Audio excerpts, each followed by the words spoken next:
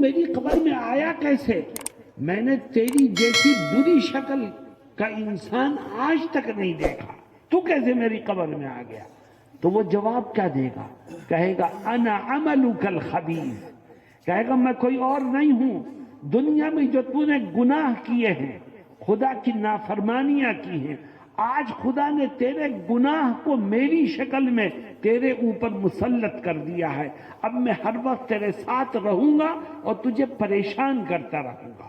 اور جناب رسول اللہ صلی اللہ علیہ وسلم فرماتے ہیں پھر انسان کی قبر، گناہگار انسان کی قبر تنگ ہونا شروع ہوگی، ادھر کی دیوار بھی کھسکے گی اور ادھر کی دیوار بھی کھسکے گی، اور قبر کی دونوں دیواریں آہستہ آہستہ ملنا شروع ہو جائیں گی، اور فرماتے ہیں اتنی مل جائیں گی کہ مردے کی ایک طرف کی پسلیاں دوسری طرف کی پسلیوں میں اس طرح گھس جائیں گی۔ بتاؤ انسان بھاگ کے جائے گا تو کہاں جائے گا؟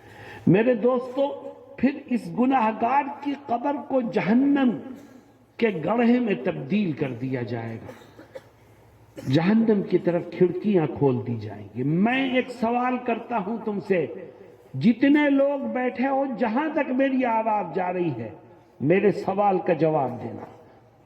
بتاؤ تم اپنی قبر کو جنت کا باغ بنانا چاہتے ہو کہ نہیں؟ تم اپنی قبر میں ایک اچھا ساتھی اپنے لیے منتخب کرنا چاہتے ہو کہ نہیں؟ آؤ اس کی فکر آج سے کریں۔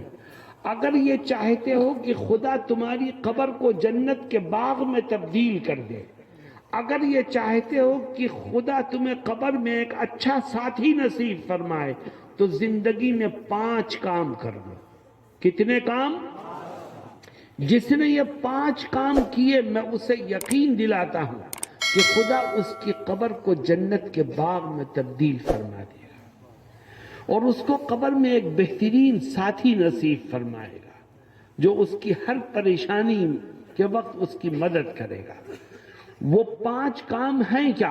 میں ایک ایک کر کے ان 5 کاموں کو ذکر کروں گا، لیکن شرط یہ ہے کہ یہ عہد کرو کہ جو سنو گے اس پر عمل کرو گے انشاءاللہ۔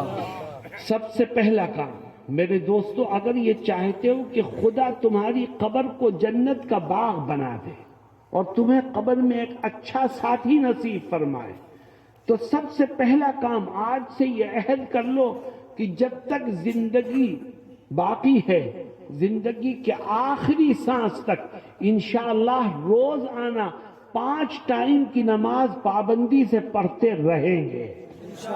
جو زندگی بھر نمازوں کی پابندی کرے گا اور 5 ٹائم کی نماز پابندی سے پڑھتے پڑھتے پڑھتے پڑھتے دنیا سے جائے گا، اللہ اس کی قبر کو جنت کے باغ میں تبدیل فرما دے گا اور اسے قبر میں ایک اچھا ساتھی نصیب فرمائے گا۔